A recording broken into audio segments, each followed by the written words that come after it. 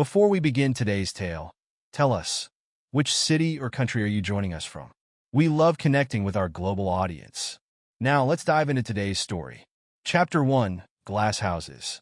James Callahan gripped the crystal tumbler in his hand, watching his wife, Rebecca, sprawl across their imported Italian leather couch. The diamond necklace he'd given her for their 10th anniversary still adorned her neck, catching the morning light that streamed through the windows. Her wine-stained lips parted slightly as she snored, oblivious to how her drunken confession had just demolished 13 years of marriage.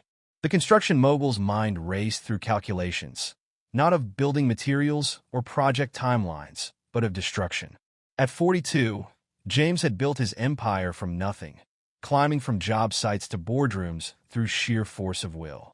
Now, standing in his living room at 7 a.m., he contemplated how to dismantle someone else's world with.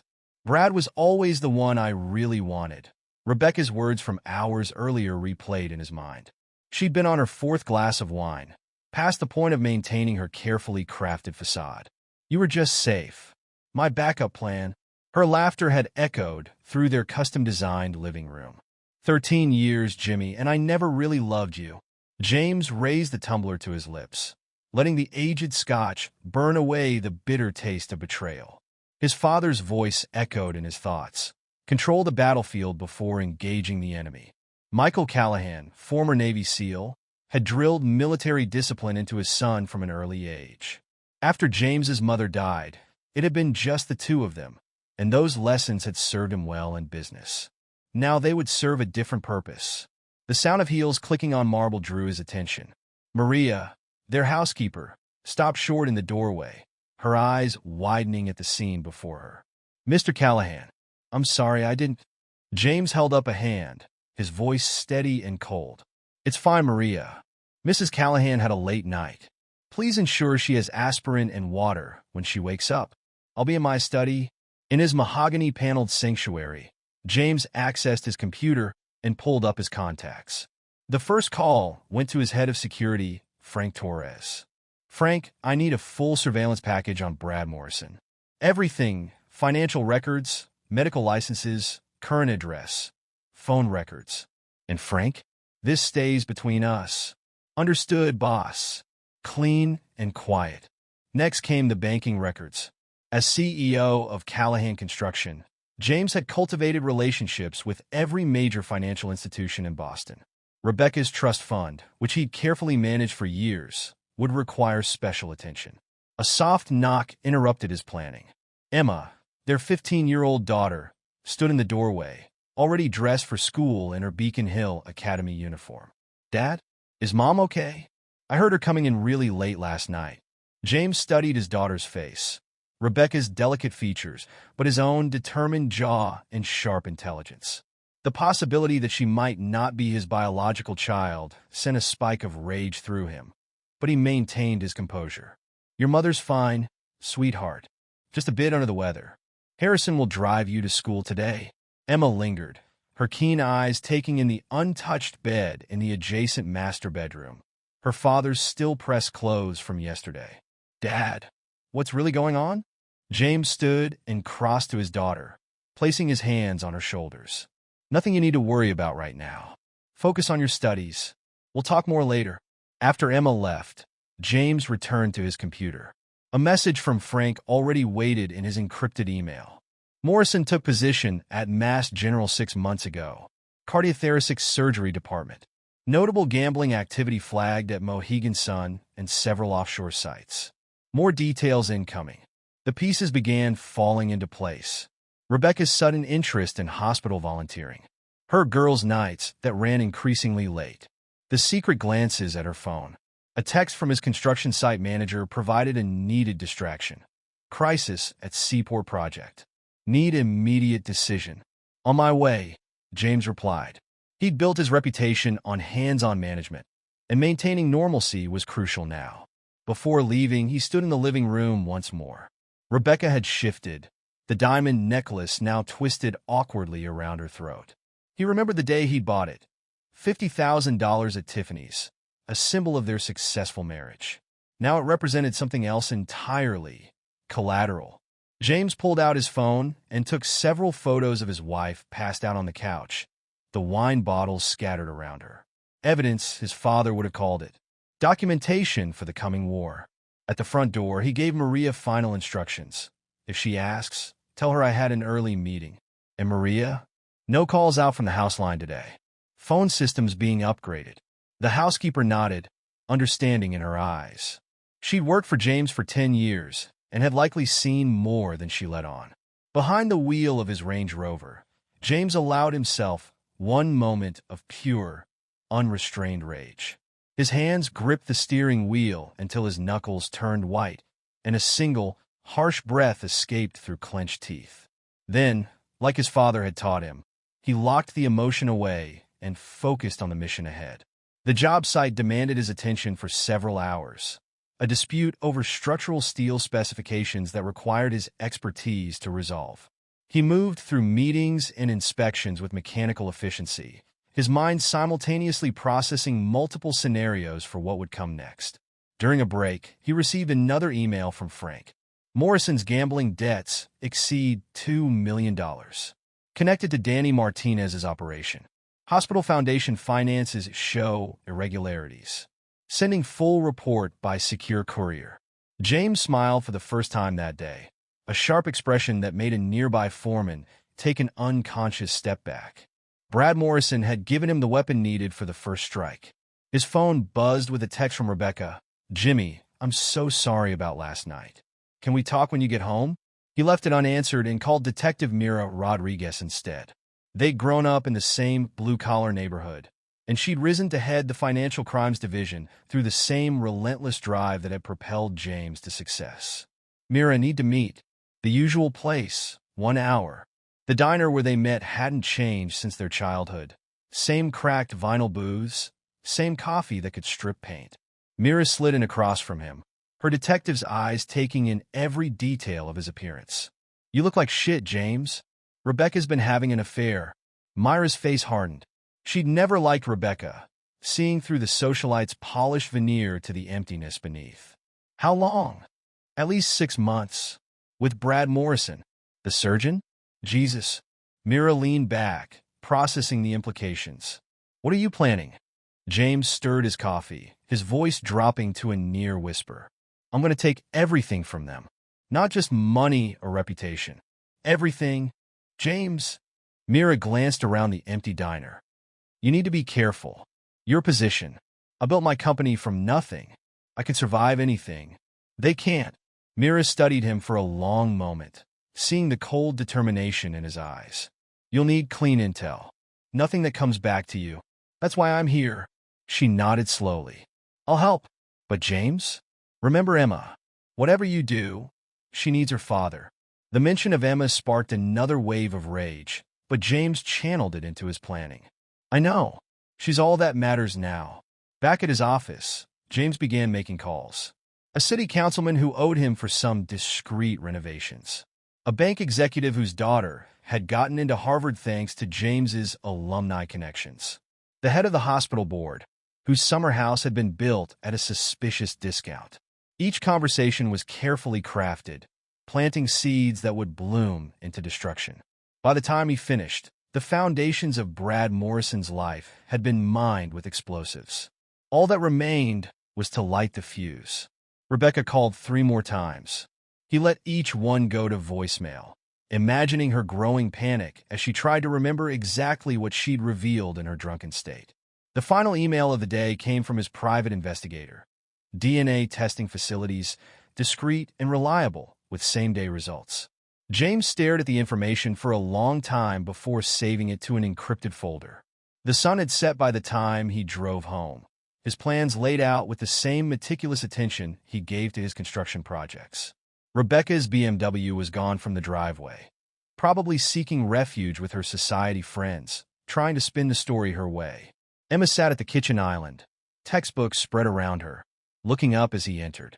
Dad, can we talk now? James saw the worry in her eyes, the same determination he felt in his own heart. Whatever the DNA results might show, this was his daughter. She deserved the truth, most of it. Anyway, let's order pizza, he said, shrugging off his jacket. Your favorite place? Over pepperoni and mushroom pizza.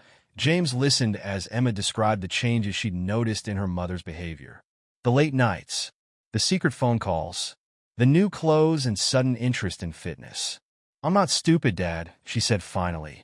I know something's really wrong. James reached across the island and squeezed her hand. No, you're not stupid. You're my daughter, and you deserve better than lies. Are you and Mom getting divorced? The direct question, delivered with such adult composure, made James's chest tighten. Would that upset you? Emma was quiet for a moment, picking at her pizza. I think it would upset me more if you stayed together just for me. I've seen how she treats you, Dad, like you're not good enough for her fancy friends. But you're the one who actually built something. Pride and love warred with the anger in James's heart. Whatever happens, you're my priority. Remember that. Later, alone in his study, James opened the secure files Frank had sent. Brad Morrison's life spread across his screen. Medical school records, gambling debts, hospital finances, private appointments. The man who'd helped destroy his marriage had left himself vulnerable on multiple fronts. A text from Mira lit up his phone. Financial Crimes is opening a quiet investigation into hospital foundation irregularities. Completely unrelated to you, of course. James smiled and poured himself another scotch. The pieces were in motion. Soon, Brad Morrison would learn the cost of taking another man's life for granted. Rebecca would discover that Herb's safe choice had been anything but safe. In the morning, he would begin making arrangements for DNA testing. But tonight, he allowed himself to feel the full weight of betrayal, to let it forge his resolve into something harder and colder than mere revenge. The diamond necklace lay on his desk, retrieved from Rebecca's neck before she'd woken. In the dark of his study, it sparkled with promises of destruction rather than love. Chapter 2. The Unraveling. The week following Rebecca's confession unfolded with the precision of a military operation. James moved through his daily routines like an actor performing a well-rehearsed play, while beneath the surface, his investigators pieced together the full extent of Brad and Rebecca's betrayal. Monday morning found him in his corner office downtown, reviewing Frank Torres's latest report. The surveillance photos spread across his desk told a story that made his jaw clench. Rebecca and Brad emerging from a boutique hotel in Back Bay, sharing an intimate lunch at a secluded restaurant, disappearing into an apartment building that didn't match either of their official addresses. The apartment's registered to a shell company, Frank explained, standing at parade rest before James's desk. Morrison's been making payments through an offshore account. Same account shows regular transfers to some interesting characters in Vegas. James studied a particular photo, Rebecca laughing at something Brad had said, her hand resting intimately on his arm. The gambling connections? Danny Martinez runs a high-stakes operation. Morrison's in deep, way beyond a surgeon's salary. He's been making payments, but he's falling behind. And the hospital foundation? Frank placed another folder on the desk. Morrison sits on the board, overseeing charitable donations. Large sums have been moving through accounts he has access to. Our forensic accountant found discrepancies dating back 6 months. James nodded slowly, his mind calculating angles and leverage points. Keep digging. I want everything. After Frank left, James called his bank contact, Jonathan Pierce, at First Boston Trust. John, remember that favor you owe me? Time to collect. I need Rebecca's trust fund frozen. Immediately. James, that's not exactly. Your daughter's Harvard acceptance. The rowing team scholarship. Would be a shame if someone looked too closely at those donations. A heavy silence filled the line. I'll need a reason. Suspicious activity. Possible criminal investigation. Make it official enough to satisfy her family's lawyers. It'll be done by close of business. James ended the call and turned to his computer, accessing the private investigator's portal. The DNA results had arrived that morning. Probability of paternity, 0%. The words should have devastated him. Instead, they crystallized his resolve. Emma might not share his blood, but she shared his spirit. That meant more than genetics. His intercom buzzed. Mr. Callahan? Mrs. Callahan is here to see you. James straightened his tie and squared his shoulders. Send her in. Rebecca swept into the office like a force of nature, designer heels clicking against hardwood. Hermes' scarf artfully arranged around her neck, covering the slight bruising from where the diamond necklace had pressed against her throat during her drunken sleep. "Jimmy, we need to talk about what happened." He gestured to a chair without rising. "Do we? I was drunk. I didn't mean to tell the truth." His voice remained calm, almost pleasant. 13 years, Rebecca. Why now? She shifted uncomfortably under his steady gaze. It was just, Brad's back in town, and seeing him brought up old feelings. But it doesn't mean anything. You're my husband. Your safe choice. Your backup plan. James reached into his desk drawer and withdrew a manila envelope. "Tell me about the apartment in Back Bay." The color drained from Rebecca's face. "What?" "Unit 1205, the Grandview. Lovely views of the harbor, I'm told. Though I suppose you and Brad weren't focused on the scenery." "James, I can explain." He held up a hand, silencing her. "Can you explain this too?" He slid the DNA results across the desk. Rebecca's hands trembled as she read the report. "How did you? Does Brad know that Emma is his?" "I never told him." Tears welled in her perfectly made-up eyes. "Please, Jimmy, you can't." "Can't what?" His voice dropped to a dangerous whisper. "Can't be angry that my wife has been lying to me for 15 years? Can't be furious that the daughter I raised isn't mine? Or can't do anything about it? What are you going to do?" James smiled, the expression never reaching his eyes. "Nothing. Yet. Go home, Rebecca. Enjoy your comfortable life while you can." After she fled his office, James made another call, this time to Detective Rodriguez. The diner was empty when he arrived, save for Mira nursing a cup of coffee in their usual booth. She pushed a file across the table as he sat down. "Morrison's been cooking the hospital's books. We've got enough for a warrant, but my captain wants to build a stronger case before moving." "How long?" "A month, maybe 2. James." She leaned forward, lowering her voice. "What you're planning, it could destroy everything you've built." He stirred his coffee, watching the dark liquid swirl. "They already destroyed everything, Mira. I'm just arranging the funeral. And Emma? What happens when she learns the truth? She's stronger than anyone knows." Like her father, he met Myra's concerned gaze. Her real father. The detective's eyes widened slightly. "You confirmed it?" "This morning. Brad Morrison's been her biological father all along." "Jesus, James." Mira ran a hand through her short dark hair. "That changes things." "No, it doesn't.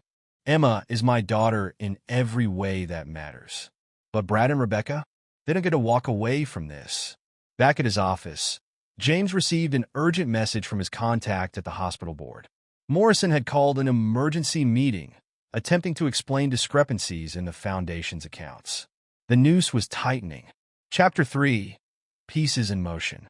James maintained his routine with military discipline as he orchestrated the opening moves of his response. Each morning, he left for work at precisely 7:30 a.m., kissing Emma goodbye as Harrison waited with the car. Each evening, he returned home to share dinner with his daughter, listening to her stories about school, while Rebecca made increasingly transparent excuses for her absences. Mom said she's having dinner with Aunt Caroline again. Emma mentioned one evening, pushing her pasta around the plate. "That's the 3rd time this week." James set down his fork.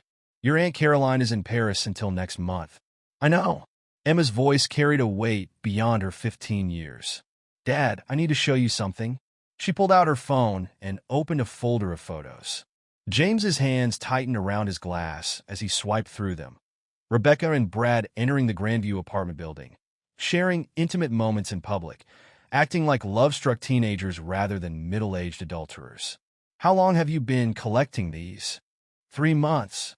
Emma's chin lifted defiantly. "I'm not stupid, Dad.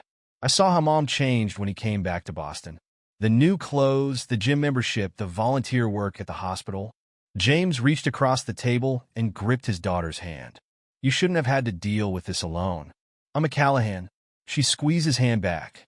"We handle our problems." The moment crystallized something in James's mind. Emma was his daughter, biology be damned. She had his strength, his strategic mind, his unwavering loyalty. Brad Morrison might have contributed DNA, but James had shaped her character. Later that night, in his study, James received an encrypted email from Frank Torres. Boss Morrison's getting sloppy. Made contact with Danny Martinez's people at an underground casino. Caught it on video. Martinez isn't happy about the payment schedule. James picked up his secure phone and dialed a number he rarely used. Mr. Callahan. The voice on the other end was smooth, professional. How can my security firm be of service? I need information on Danny Martinez's operation. Specifically, his relationship with Brad Morrison. That could be complicated. Money isn't an issue. A pause. I'll have something for you tomorrow. The next day brought Rebecca home early, her usual polish cracking around the edges. She paced the kitchen as James calmly ate his lunch. The bank won't release my trust fund. Her voice trembled with barely controlled panic. Daddy's lawyers say there's some kind of investigation. How unfortunate. James took another bite of his sandwich. Rebecca's eyes narrowed. Did you do this? I'm just a simple contractor, remember? Your safe choice. I hardly understand complex financial matters. I need that money, James. He met her gaze steadily. What for, Rebecca? Hospital volunteering doesn't pay that well. The color drained from her face. What are you? Unit 1205 must have a lovely view. Though the lease seems rather expensive for a part-time surgeon's salary. Rebecca gripped the counter for support. You don't understand. I understand perfectly. James stood, placing his plate in the dishwasher with deliberate care. You should ask Brad about his gambling debts. Danny Martinez isn't known for his patience. How do you know about? She stopped herself, but the damage was done. I know everything, Rebecca. Every lie, secret meeting, dollar he's stolen from the hospital foundation to pay his debts.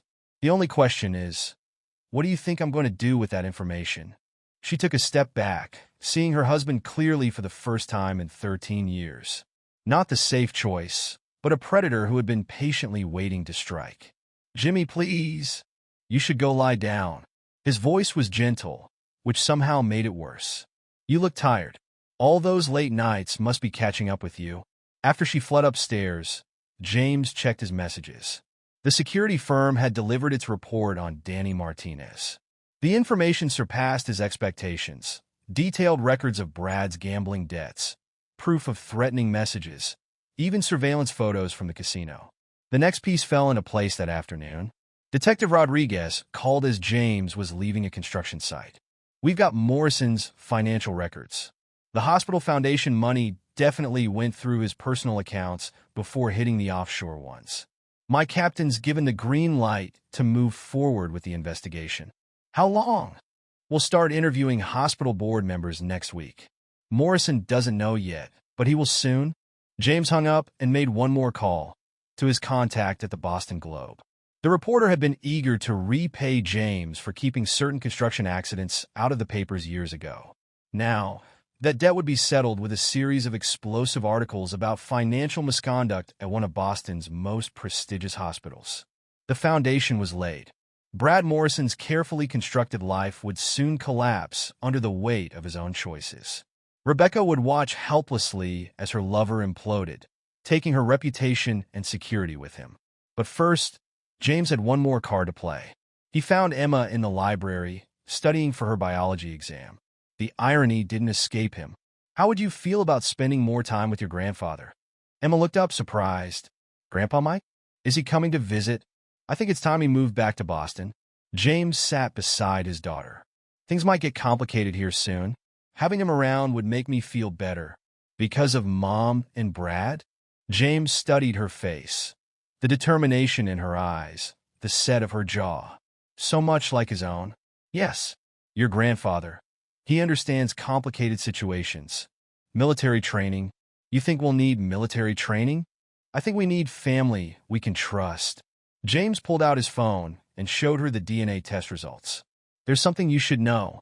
Emma read the report slowly, her hands steady. When she looked up, her eyes were dry. Does this change anything? Only if we let it. She nodded once, decisively. Then we don't let it. You're my dad. Biology doesn't matter.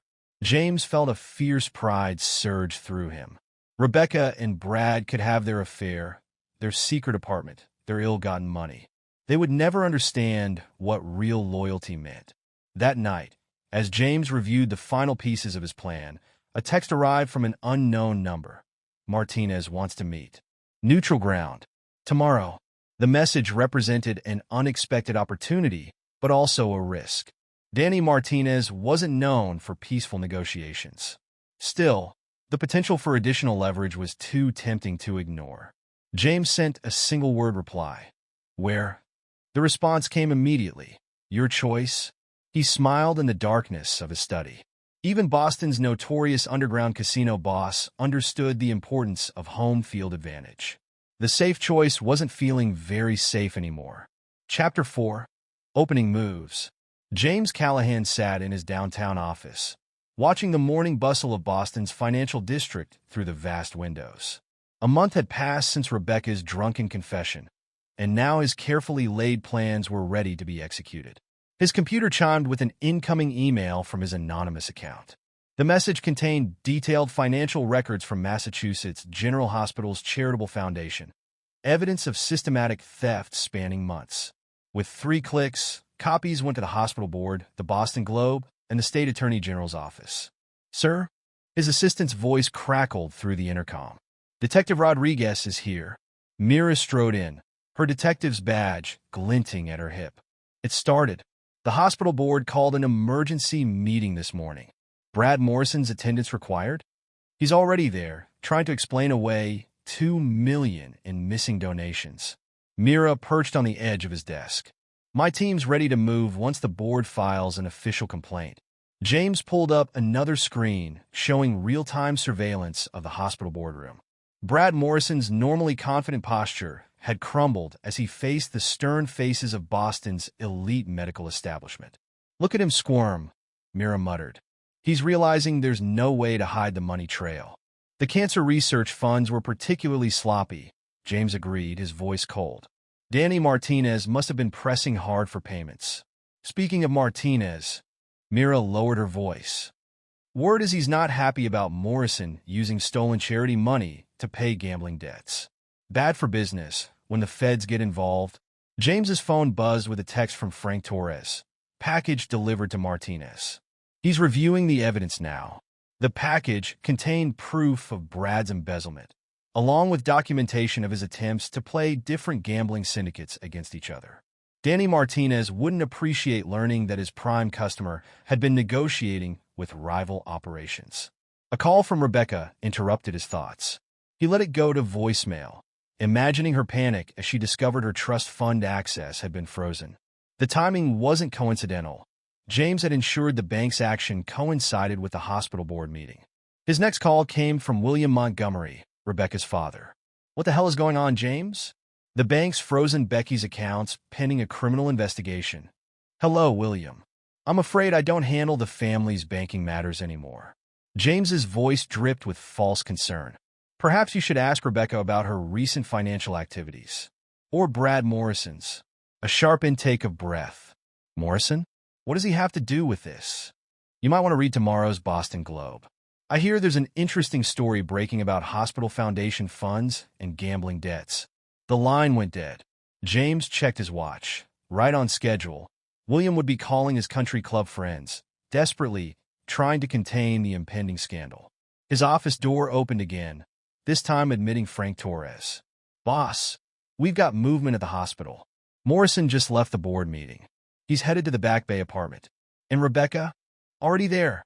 She got the trust fund notification an hour ago. James stood, straightening his tie. Time to make an appearance, I think. Call Harrison and have him bring the car around. The drive to Back Bay took 15 minutes. James used the time to coordinate with his team. The surveillance photos of Brad and Rebecca entering their love nest would hit social media within the hour, carefully timed to coincide with the first online headlines about the hospital investigation. Unit 1205 at the Grandview was registered to one of Brad's shell companies, an easy trail for investigators to follow. James had another team documenting each time the lovers met there, building a timeline of their affair that would destroy any attempts at denial. You sure about this, boss? Harrison asked as they pulled up to the building. Could get messy. Mess is exactly what we want, Harrison. Some things need to be seen, to be believed. The building security recognized him immediately. James's construction company had renovated the lobby last year. No one questioned his right to be there as he took the elevator to the 12th floor. He could hear the argument before reaching 1205. Brad's voice carried through the door, tight with panic. "What do you mean it's frozen? All of it? Everything?" Rebecca's voice cracked. "The accounts, the cards, even my personal savings. Daddy's lawyers say there's some kind of investigation. This can't be happening. Not now. Martinez is expecting another payment this week." James pressed a small recording device against the door, capturing every word. More evidence for the right moments. "Who's Martinez?" Rebecca's voice rose higher. "Brad, what have you done?" "Nothing. It's just, I had some gambling debts, but I was handling it." "With what money?" A pause. "The hospital foundation had cash flow flexibility. I was going to pay it back." "The foundation? The Children's Cancer Research money?" Rebecca's voice turned hysterical. "Are you insane?" James's phone vibrated. The first Boston Globe article had just gone live. Right on cue, Brad's phone began ringing inside the apartment. "Morrison?" "What?" "No, that's impossible. The board meeting was confidential." "The Globe? What article?" James stepped back from the door, his work there done. The recording would make excellent leverage later, but for now, the priority was ensuring his own alibi. He had a lunch meeting scheduled with the mayor, a public appearance that would distance him from the day's events. His phone buzzed again. Eleanor Montgomery, Rebecca's mother, was calling. He answered as he stepped into the elevator. "James, darling." Eleanor's socialite polish couldn't quite hide her desperation. "There must be some misunderstanding about Rebecca's accounts." "I'm afraid not, Eleanor. The bank's compliance department flagged some concerning transactions. They're quite thorough when it comes to potential criminal activity." "Criminal? But surely, I understand Brad Morrison's name came up in their investigation. Something about misappropriated hospital funds?" Eleanor's sharp gasp told him she'd just seen the news. "Oh God, the foundation money? Rebecca wasn't involved in that. Was she?" "I couldn't say. I'm just a simple contractor, remember? These complex financial matters are beyond me." The elevator reached the lobby. "I should go. I'm having lunch with Mayor Collins. Give my best to William." The mention of the mayor was deliberate. The Montgomerys would understand the message. James had powerful friends too, and they'd chosen the wrong man to underestimate. Harrison held the car, door open. "Where to, boss?" "La Maison. I believe we're about to have a very productive lunch with His Honor." As they drove, James checked his messages. The surveillance photos had hit social media, spreading through Boston's elite circles like wildfire. Brad and Rebecca's affair was now public knowledge, their attempts at discretion destroyed. Another message from Frank. "Martinez's people spotted at the hospital. They're asking questions about Morrison's access to foundation accounts." Perfect. The criminal element would add pressure from directions Brad couldn't handle. A surgeon with wealthy connections was one thing. A desperate man ducking mob debts was another entirely. James's phone rang again. "Mira. The board filed a formal complaint. My team's moving in to secure the foundation's records." And Morrison's reaction? He tried deleting files when the Globe article hit. "Our tech team's recovering everything now. He's not very good at covering his tracks." "No," James agreed, watching Boston's exclusive restaurants pass by. "He never was." The next text came from Emma. "Dad, have you seen the news?" Mom's not answering her phone. "Having lunch with the mayor," he replied. "We'll talk tonight. Don't worry about your mother." Emma's response was pure Callahan strength. "I'm not worried about her. I'm worried about what she'll try to do next." James smiled. His daughter understood the game better than Rebecca ever had. The safe choice had turned out to be anything but safe for those who'd betrayed him. La Maison's maitre d' greeted him with perfect deference, leading him to a private room where Mayor Collins waited. As James took his seat, his phone displayed another update. Brad Morrison had been suspended from the hospital pending investigation. The storm was gathering strength. Soon, Brad and Rebecca would learn the true cost of underestimating James Callahan. Chapter 5. Countermoves. Rebecca's hands trembled as she paced the marble foyer of her parents' Beacon Hill mansion. The Boston Globe article about Brad's embezzlement had exploded through their social circles, followed quickly by viral photos of their secret meetings. Their careful fiction of mere friendship had shattered. How could you be so stupid? Eleanor Montgomery's voice cut like crystal. Stealing from a children's cancer charity? What were you thinking? I didn't steal anything. Rebecca protested. That was all Brad. I didn't know. But you knew he was gambling. William Montgomery's normally ruddy face had gone pale. You knew he was in trouble, and you said nothing. I thought I could help him. Rebecca sank onto a Louis XIV chair. The trust fund, which is now frozen pending criminal investigation. William's hands clenched into fists. Do you have any idea what this will do to our family's reputation? Eleanor paced the room, her Hermes scarf fluttering. We have to get ahead of this. Issue a statement distancing ourselves from Morrison. Make it clear you were manipulated. What about James? Rebecca's voice cracked. He has to be behind this. The timing. James? William barked out a harsh laugh. The simple contractor you never thought was good enough? He's having lunch with the mayor right now, while your lover is being investigated for stealing from sick children. Rebecca's phone buzzed. Another call from Brad. She'd stopped answering after their fight at the apartment. His messages had grown increasingly desperate as the day wore on. What are we going to do? She whispered. Eleanor's face hardened. We are going to salvage what we can of the Montgomery name. You're going to file for divorce before James does. And claim what? William interjected. That her affair with a gambling addict who stole from charity was James's fault? Exactly. Eleanor's eyes glittered. We'll say James was controlling, abusive. That he drove her to seek comfort elsewhere. It's our only play. Rebecca's phone buzzed again, this time with a text from Emma. I know everything. Don't try to contact me. Tears spilled down Rebecca's cheeks. Emma.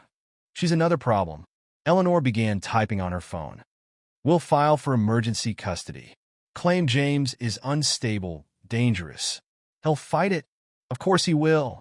Eleanor's smile was sharp. But the courts favor mothers, and we still have some influence. The right judges, the right experts. William cleared his throat. That influence may be limited now. The Hospital Foundation scandal. Our name is toxic. Then we'll use that. Eleanor whirled on her husband. Paint James as the mastermind. Say he set Brad up, manipulated everything to destroy Rebecca's reputation. Rebecca's hands shook as she pulled up her banking apps. Every account showed the same message. Access restricted pending investigation. Her American Express card had been declined at Neiman Marcus that morning. Her first hint that something was wrong. Then the trust fund notification had come, followed by the Globe article. Now her entire world was imploding. Brad had sworn he could fix everything. Said he just needed time, money, someone named Martinez to be patient. She believed him, just like she'd believed his promises about leaving his wife in college. Her phone buzzed with a news alert. Massachusetts General Hospital suspends prominent surgeon amid financial investigation. The article mentioned Brad's gambling debts, his connection to organized crime figures, and his misuse of charitable funds. It also highlighted his recent personal relationship with Rebecca Montgomery Callahan, daughter of prominent Boston family. They can't print that, she gasped. It's already trending. Eleanor snatched the phone. Twitter, Facebook. Those photos of you two are everywhere. What photos? Eleanor thrust the phone back. Rebecca's hands trembled as she swiped through images of her and Brad entering the Grandview, sharing intimate moments at restaurants, looking very much like the adulterers they were. James, she whispered. He must have had us followed. Of course he did. William roared. Did you think he was actually that oblivious?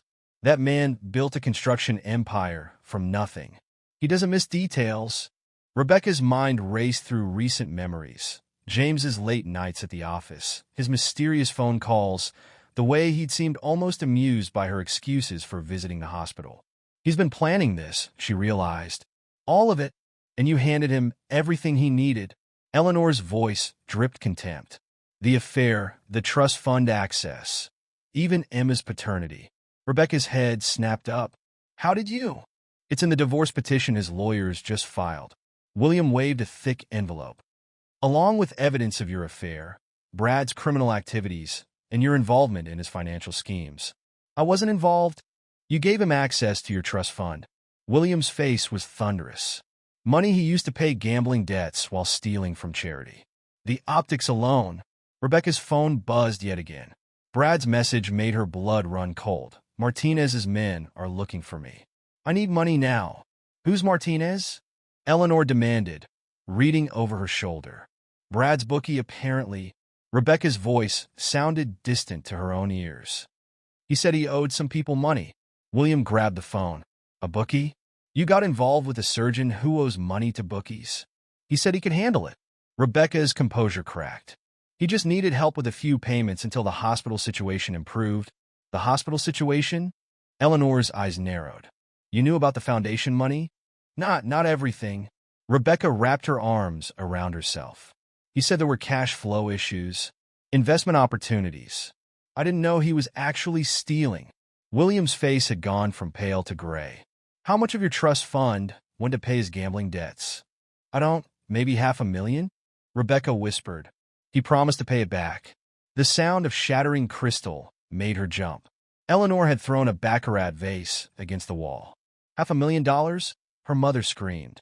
To pay a bookie? Martinez isn't just a bookie. William was reading something on his phone. He runs one of the biggest illegal gambling operations in New England.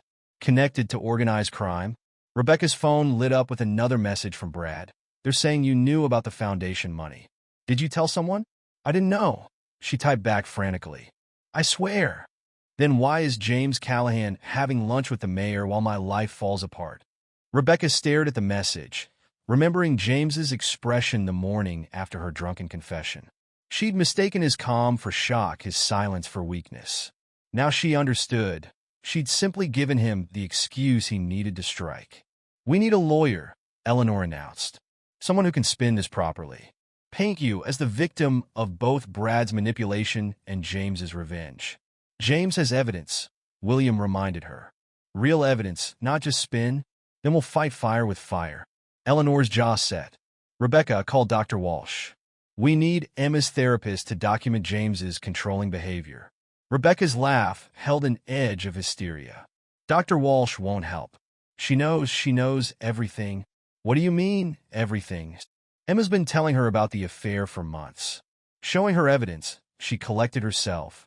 William sank into a chair. Your daughter was gathering evidence against you? She's just like him. Rebecca's voice broke. Everyone thinks James is the safe, steady one. But he's not. He's the most dangerous man I've ever met. Her phone chimed with a final message from Brad. Martinez knows about us. Says you're as responsible as I am. God help us both. Rebecca looked up at her parents, seeing their carefully maintained world crumbling around them. What have I done? You've destroyed everything, Eleanor said flatly. Now we have to see what we can save from the wreckage. Outside the mansion's windows, reporters had begun to gather. The Montgomery name, once a shield against scandal, now acted as a beacon drawing media attention. Rebecca's phone buzzed one last time, a message from James. You wanted Brad. You got him. Enjoy the consequences. She stared at her phone, finally understanding the full magnitude of her mistake. James hadn't been safe at all. He'd been a predator waiting for the right moment to strike. Chapter 6, Desperate Hours. Brad Morrison paced the confined space of his Back Bay apartment, panic rising in his throat as he watched his life implode through the relentless scroll of news updates on his phone. The hospital board suspension had been just the beginning. Now federal investigators were combing through his financial records, and Danny Martinez's men were asking questions he couldn't answer. His phone rang, Martinez's personal number. Brad's hands shook as he answered. Danny, I can explain. Save it. Martinez's voice was ice. You've been playing both sides, document. Using charity money to pay gambling debts while negotiating with my competition. That's not. Someone sent proof. Screenshots of your conversations with Joey Ventura's crew. Think they'll be more understanding than me. Brad sank onto his leather couch, bought with stolen foundation funds. I can fix this. Rebecca's trust fund is frozen pending criminal investigation. Martinez's laugh held no humor. You really think James Callahan didn't plan for that?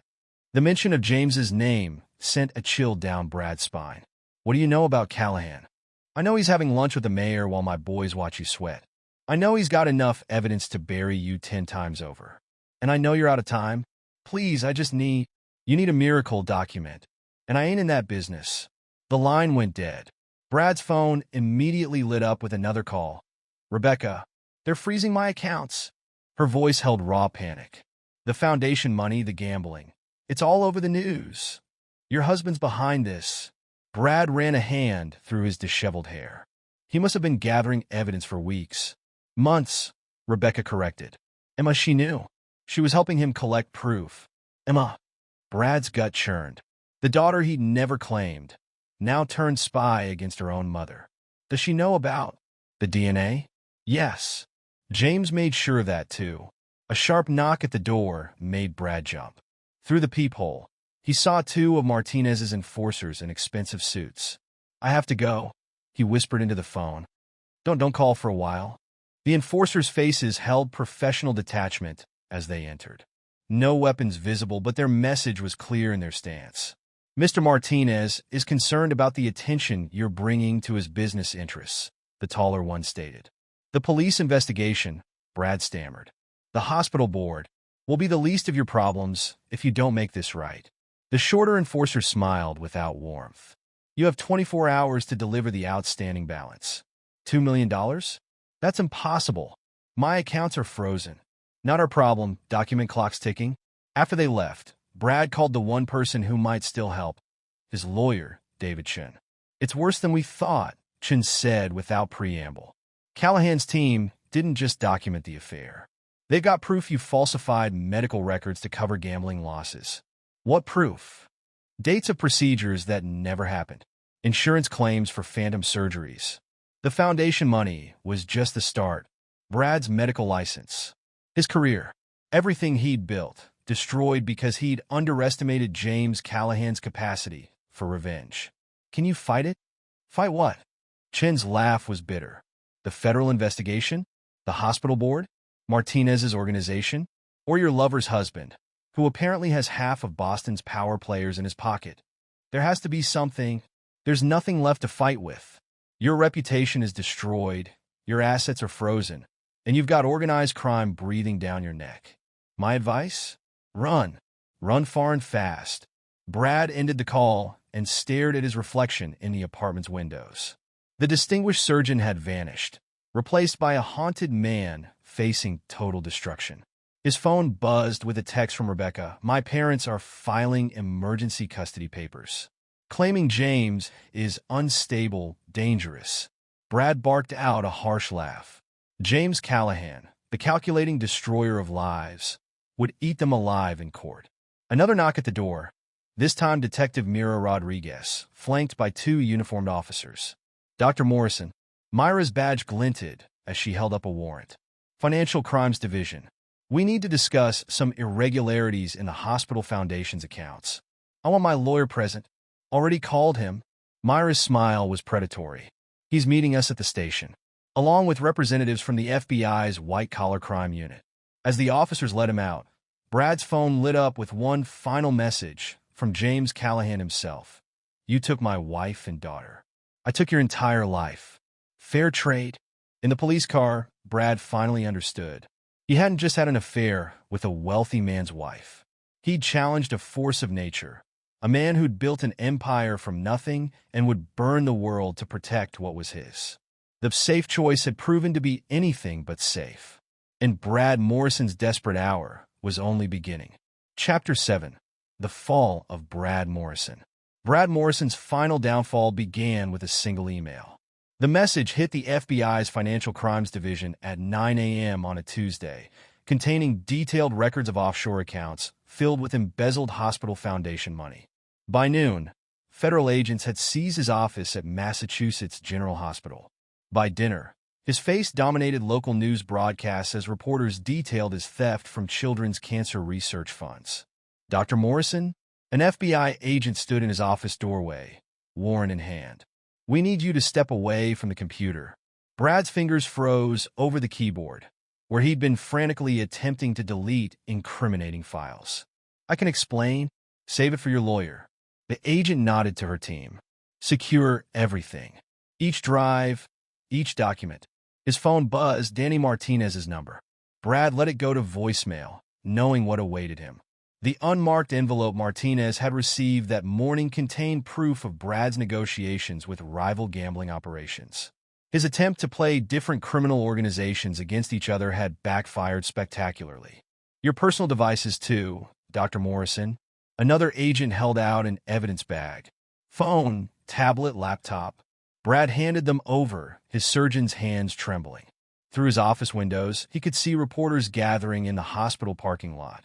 His colleagues averted their eyes as federal agents boxed up years of medical records. His office phone rang, the hospital board chairman. Brad. Richard Holbrook's voice dripped contempt. The board has voted. Your privileges are permanently revoked, effective immediately. Richard, please. $2 million, Brad. From Pediatric Cancer Research. Do you know how many children those funds could have helped? The line went dead as two more FBI agents entered, carrying boxes of financial records from the foundation office. Dr. Morrison? A junior agent approached. We found some irregularities in your surgical records. Several procedures billed to insurance that don't match hospital schedules. Brad sank into his chair. The fraudulent surgeries, a desperate attempt to generate cash for Martinez's payments. Each false insurance claim, now another nail in his coffin. His cell phone lit up with a text from Rebecca. The Globe is calling my parents. What did you do with the foundation money? Before he could respond, Martinez's message arrived. You played both sides document. Big mistake. Check your email. The email contained photos. Brad meeting with representatives from Joey Ventura's rival gambling operation. The timestamp showed Martinez's people had been watching him for weeks. A commotion in the hallway drew his attention. Local news crews had breached hospital security, cameras rolling as they approached his office. Dr. Morrison, can you comment on allegations of embezzlement? What happened to the cancer research funds? Is it true you used charity money to pay gambling debts? The FBI agents formed a barrier, but the damage was done. His face would lead tonight's news, his crimes exposed for all to see. Another text from Rebecca. My father's lawyer says they're freezing all my accounts. Says you implicated me in the foundation theft. Tell me that's not true. Brad's hands shook as he typed. I needed your trust fund access. Martinez was threatening. You use me? All of this. The affair, the promises. It was about money. I loved you, but the debts? Go to hell. The FBI agent in charge approached his desk. Dr. Morrison, we'll need you to come with us. The U.S. attorney has some questions about these offshore transactions. Brad stood on unsteady legs, watching his career, reputation, and freedom crumble around him. Through the window, he caught a glimpse of James Callahan walking to his car, briefcase in hand. Their eyes met for a moment. James's cold and triumphant, Brad's filled with dawning horror. The safe choice husband had orchestrated this destruction. Each piece of evidence, each damning revelation, timed for maximum impact. We should go, Dr. Morrison. The agent's hand gripped his elbow. Unless you prefer to be arrested in front of the cameras? Brad took one last look at his office. At 15 years of medical practice, reduced to evidence boxes and crime scene tape. His phone buzzed one final time, a message from Martinez. Running won't help, document. But feel free to try. The next hours passed in a blur of interrogation rooms and mounting charges. The U.S. attorney's evidence was overwhelming. Not just the foundation theft, but years of fraudulent insurance claims, falsified medical records, and money laundering through offshore accounts. His lawyer arrived looking grim. They have everything, Brad. Bank records, hospital documents, even recordings of your conversations with Martinez's people. How? Someone's been building this case for months. Recording everything, documenting each transaction. The lawyer shuffled his papers. Someone very thorough, very patient, and very motivated to destroy you. Brad thought of James Callahan's cold eyes in the hospital parking lot. Can you give me a deal? With which agency? The feds? The state? The medical board? Or the criminals you tried to double-cross? A detective entered the interrogation room. Mira Rodriguez from Financial Crimes. Dr. Morrison. She laid out photos of his meetings with Martinez's operators. Want to explain these payments? $2 million in embezzled charity funds, routed through your lover's trust fund accounts. I want immunity. From what? Federal charges? State charges? Or Danny Martinez's organization? Myra's smile held no warmth. Because right now, you're facing all three. Brad's phone sat on the table, screen constantly lighting up with messages from Rebecca, the hospital board, reporters seeking comment. Each one another nail in his professional coffin. "I need protection," he whispered. "Martinez's people are the least of your problems." Mira pushed a document across the table. "The medical board is suspending your license pending investigation. The hospital's insurance company is filing fraud charges. And the IRS has some questions about those offshore accounts."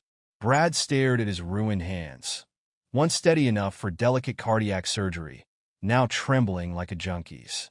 "James Callahan did this. Did he force you to steal from sick children? Make you falsify medical records? Compel you to sleep with his wife while using her money to pay gambling debts?" Each question hit like a physical blow. Brad saw his future dissolving. No license, no practice, no reputation. Just federal charges and mob enforcers waiting to collect their due. His lawyer touched his arm. "Brad, they're offering a deal. Full cooperation against Martinez's organization in exchange for consideration on the federal charges." "Martinez will kill me. You should have thought of that before stealing from children with cancer." Mira stood. "You have an hour to decide. After that, we go public with everything." Brad's phone lit up with a final message from James Callahan. "Consequences, Dr. Morrison. Time to pay them." In that moment, Brad Morrison, respected surgeon, trusted physician, pillar of Boston society, broke. The facade crumbled, revealing the desperate coward beneath. He ran. Using his last clean credit card, he booked a flight to Miami. But he never made it to the airport. Martinez's men were waiting at his apartment, their message delivered with professional brutality. When Brad regained consciousness in the emergency room of his own hospital, he found federal agents outside his door and his medical license permanently revoked. His attempt to flee had only accelerated his downfall. The next morning's Boston Globe carried his story on the front page. Prominent surgeon charged in multi-million-dollar charity fraud. Below the headline, a photo showed him being led from the hospital in handcuffs. His distinguished career ended in disgrace. James Callahan read the article over breakfast, satisfaction glinting in his eyes. The man who tried to steal his family had lost everything: career, freedom, reputation. The price of betrayal, paid in full. Chapter 8. Rebecca's Awakening. Rebecca Montgomery Callahan stared at the eviction notice taped to her apartment door, reality finally piercing her privileged bubble. The trust fund that had cushioned her entire life was gone, drained through a series of high-risk investments that had somehow aligned perfectly with Brad's legal troubles. Inside, her few remaining possessions sat in moving boxes, designer clothes and luxury items she could no longer afford to keep. The diamond necklace James had given her was gone, disappeared along with her credit cards and remaining cash. Her phone rang. Eleanor Montgomery, calling for the third time that day. "Mother, please. Don't mother me." Eleanor's voice crackled with rage. "Do you have any idea what you've done to this family? Your father can barely show his face at the club. I didn't know about Brad's gambling. You knew enough. Running around with a married man, giving him access to your trust fund, letting him drag our name into his criminal schemes." Rebecca sank onto a packing box. "I thought he loved me." "Loves?" Eleanor barked out a harsh laugh. "He loved your money, your social connections, your ability to help him avoid Martinez's enforcers. And now he's disappeared, leaving you to face the consequences alone." "James did this," Rebecca whispered. "He planned it all." "James?" Eleanor's voice dripped acid. "The safe choice you never thought was good enough? While you were playing adulteress with a gambling addict, your husband was building an empire. Now he's taking over the hospital foundation, turning it into a legitimate charitable operation. He's being hailed as a savior while we're social pariahs." Rebecca's phone beeped with an incoming text, Emma's first message in months. Her heart leapt until she read the contents. A formal letter, coldly detailing years of observed betrayal and manipulation. "Your affair wasn't a surprise," Emma wrote. "I watched you lie to Dad for months. Watched you sneak around with Brad, using the trust fund Dad managed to finance your lover's gambling addiction. You threw away our family for a man who stole from sick children." Rebecca's hands shook as she typed a response. "Emma, please. I'm still your mother. The reply came instantly. No. A mother protects her family. You destroyed ours. Dad raised me, loved me, taught me strength and loyalty. Biology doesn't make a parent. Character does. Eleanor's voice cut through her grief. Emma's refused to see us too. Another bridge you've burned. I need help, Mother. Money for an apartment, just until... Until what? Until Brad returns with his stolen millions? Until James forgives you? Until your reputation magically restores itself? I have nowhere to go. You have exactly what you chose. Eleanor's voice turned cold. Your father and I are moving to Palm Beach. The scandal, we can't stay in Boston. Don't contact us until this blows over. The line went dead. Rebecca stared at her phone, watching as each social media notification brought more bad news. Friends unfriending her. Club memberships revoked. Party invitations rescinded. A knock at the door made her jump. The building manager stood there, face stern. Mrs. Callahan, your credit card was declined. Without payment, you'll need to vacate by Friday. I can get the money. From where? He handed her another notice. Your husband's lawyers have been clear. The apartment lease is terminated. After he left, Rebecca opened her banking apps. Each account showed the same message. Access restricted pending investigation. Her American Express Black Card, a symbol of Montgomery family status, had been canceled. She tried calling Brad again, but his number was disconnected. His hospital office phone went straight to voicemail. His email bounced back undelivered. In desperation, she called James's office. Callahan Construction. I need to speak with James. I'm sorry, Mrs. Callahan. Mr. Callahan has instructed us not to put through your calls. Please, it's an emergency. Your emergencies are no longer Mr. Callahan's concern. Good day. Rebecca sank onto the floor, surrounded by the wreckage of her life. The designer clothes seemed to mock her now. Physical proof of the privileged existence she'd taken for granted. Her phone lit up with a news alert. Disgraced surgeon's lover linked to charity fraud. The article detailed her role in Brad's schemes, painting her as either a willing accomplice or a fool who'd enabled his crimes. Another text arrived from James. You made your choice 13 years ago. Live with it. The words struck deeper than any physical blow. She'd chosen Brad, the exciting surgeon who'd turned out to be a criminal fraud. She'd rejected James, the safe choice who'd proven to be a ruthless force of nature. Now she understood what real power looked like. Not Brad's superficial charm or her family's social status, but James's quiet, relentless strength. He hadn't just destroyed her affair. He dismantled her entire world. Chapter 9. Phoenix Rising. 1 year after Rebecca's drunken confession, James Callahan stood in his newly renovated kitchen, watching Emma chop vegetables for dinner. The room buzzed with warmth and life, so different from the cold perfection Rebecca had insisted upon. Dad? Emma's voice held a touch of concern. You're thinking about Mom again? James smiled at his daughter, his in all ways that mattered. Just appreciating what we have now. The doorbell rang, announcing Mira Rodriguez's arrival for their weekly dinner. She'd become a regular presence in their lives, her straight-talking nature a refreshing change from Boston society's polite deceptions. Something smells amazing, Mira called out, hanging up her detective's badge. Please tell me it's your lasagna. Emma's recipe actually, James replied. She's becoming quite the chef. The kitchen filled with comfortable conversation as they prepared the meal together. James's company had expanded, absorbing the hospital's charitable foundation and transforming it into a model of transparency and effective giving.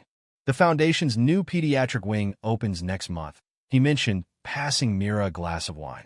Full funding for childhood cancer research. Quite a change from Morrison's days, Mira noted. Speaking of which, he's taking a plea deal. Full cooperation against Martinez's organization in exchange for a reduced sentence. James nodded, satisfaction glinting in his eyes. And Rebecca? Left Boston last week. Her parents cut her off completely. Seems the Montgomery fortune took some hits in recent market movements. Emma's knife paused over the cutting board. Did you orchestrate their financial troubles too, Dad? The market can be unpredictable. James's face revealed nothing, especially when certain investment advisors receive anonymous tips about risk factors.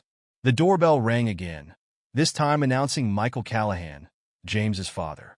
The former Navy SEAL had moved back to Boston, his military discipline and quiet strength providing another layer of support to their reconstructed family. "Grandpa!" Emma rushed to hug him. "Did you bring the photos?" Michael pulled out an album, old pictures of James as a child, learning construction at his father's side. Thought it was time for some family history lessons. They gathered around the kitchen island, looking through photographs that traced the Callahan line's journey from working-class builders to Boston power players. "Your father was always different," Michael told Emma. "Quiet strength, they called it, but I knew it was more. The kind of strength that builds empires or burns them down. Is that why Mom's family thought he was safe?" Emma asked. "Because he seemed quiet?" They mistook patience for weakness. Michael's military bearing softened as he smiled at his granddaughter. "A mistake your mother and Brad Morrison won't make again." Mira raised her glass.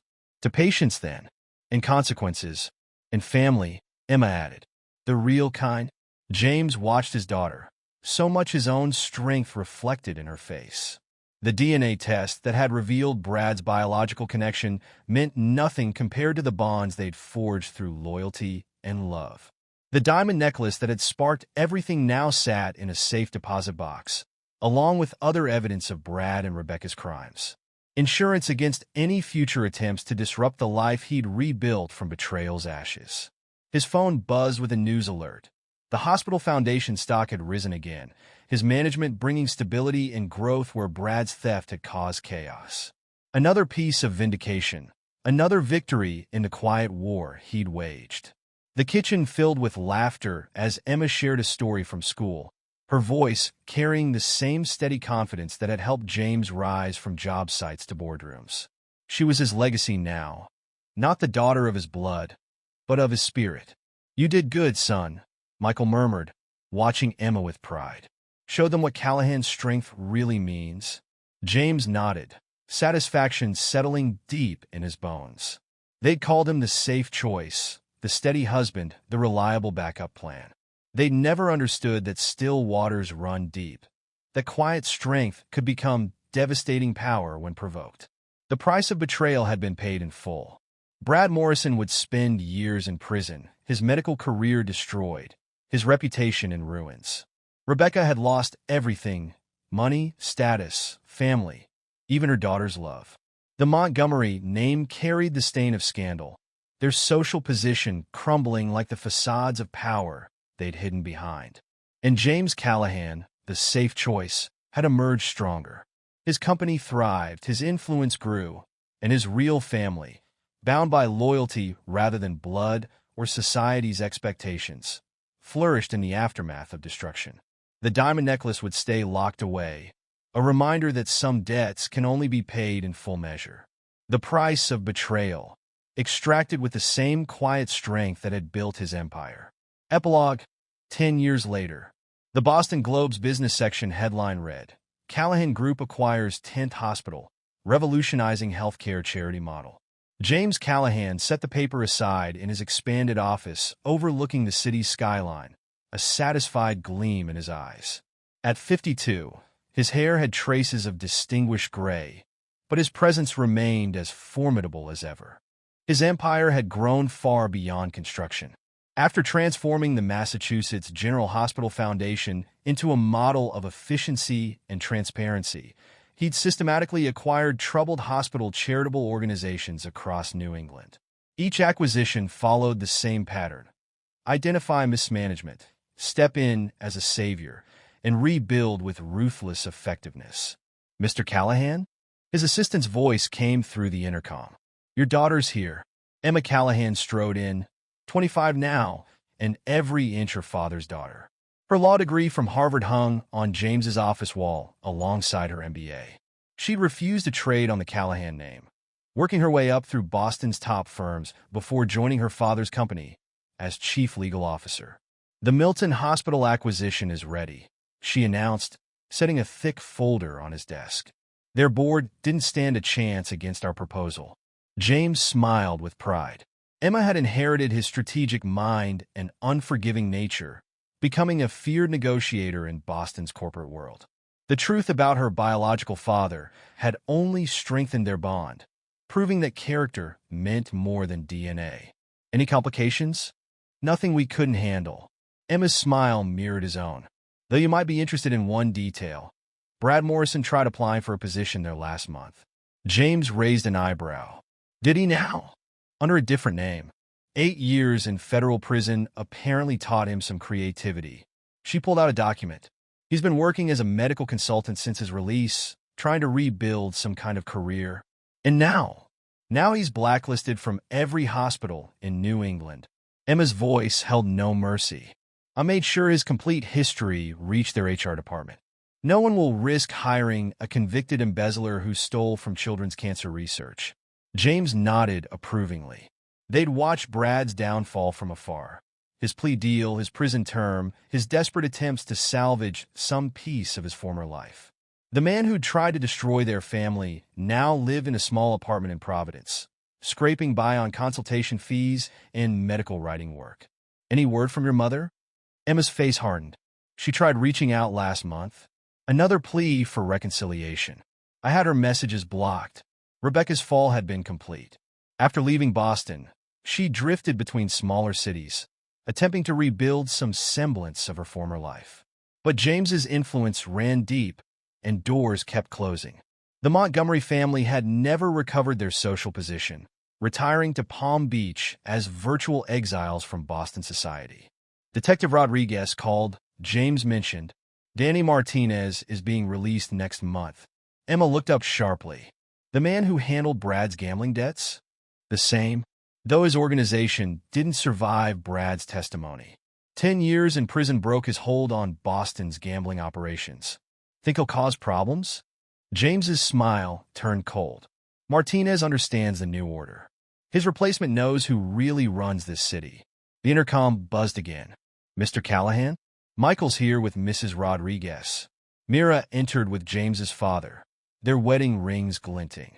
They'd married 5 years ago, their shared understanding of justice and consequences creating a bond that surprised no one who knew them well.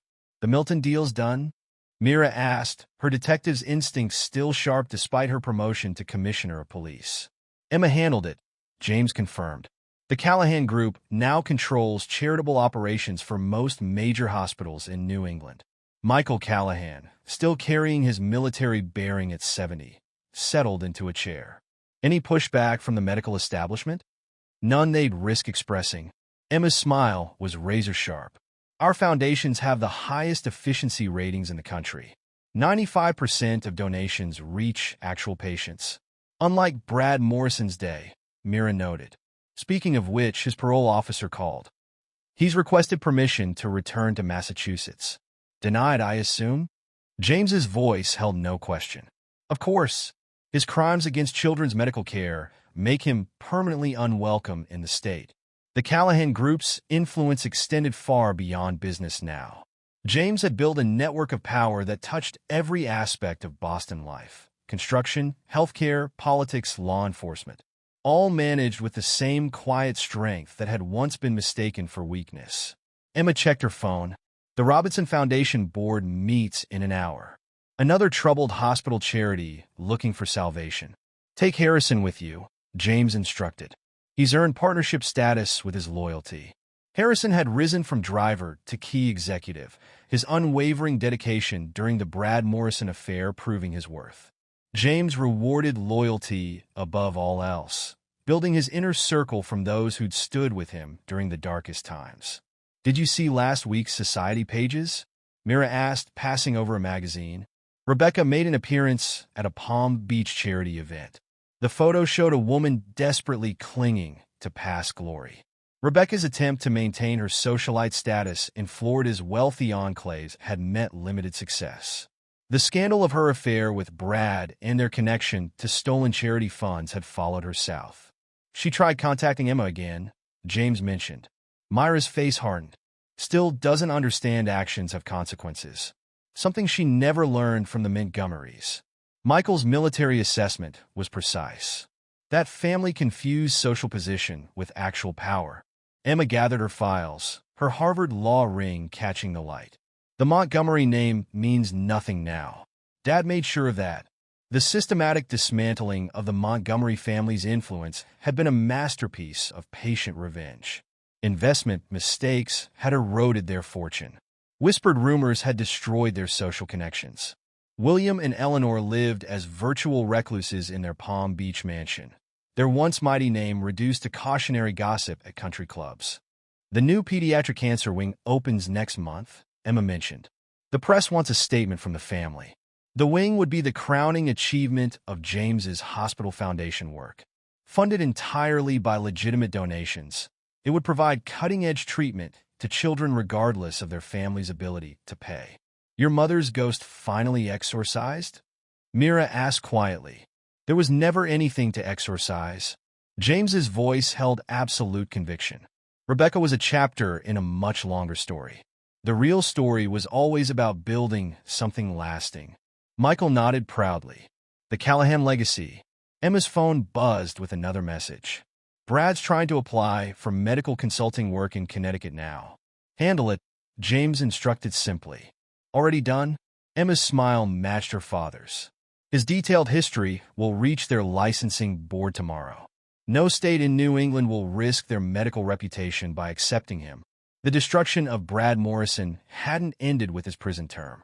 Each attempt to rebuild his life met invisible barriers, his criminal past emerging at crucial moments to deny him any foothold in the medical community.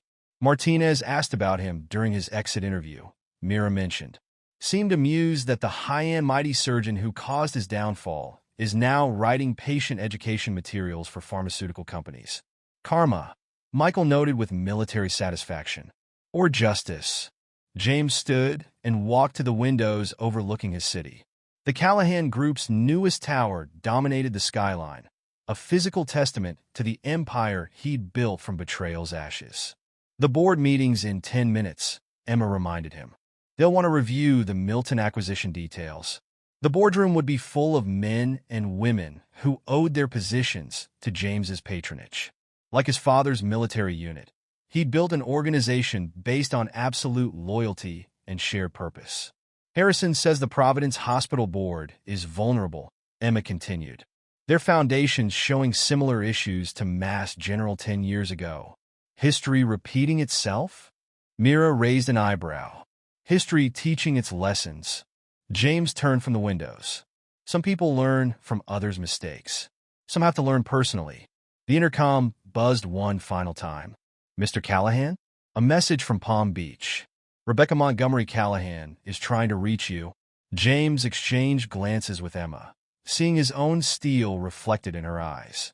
No response necessary. Some chapters stay closed. 10 years had transformed the safe choice into Boston's most powerful figure. The quiet strength that Rebecca and Brad had mistaken for weakness had remade the city's medical, business, and social landscapes. The diamond necklace remained in its safe deposit box, along with evidence of past crimes and betrayals. James never looked at it anymore. Like Rebecca, like Brad, like the Montgomerys, it belonged to a finished chapter. The Callahan Group's new tower caught the sunlight, its windows gleaming with promise rather than reflection. Inside its offices, deals were made, power was brokered, and consequences were arranged. Shall we? Emma gestured toward the boardroom. Time to add another hospital to the family. James nodded, pride warming his chest. His daughter, in spirit if not blood, had learned his most valuable lesson.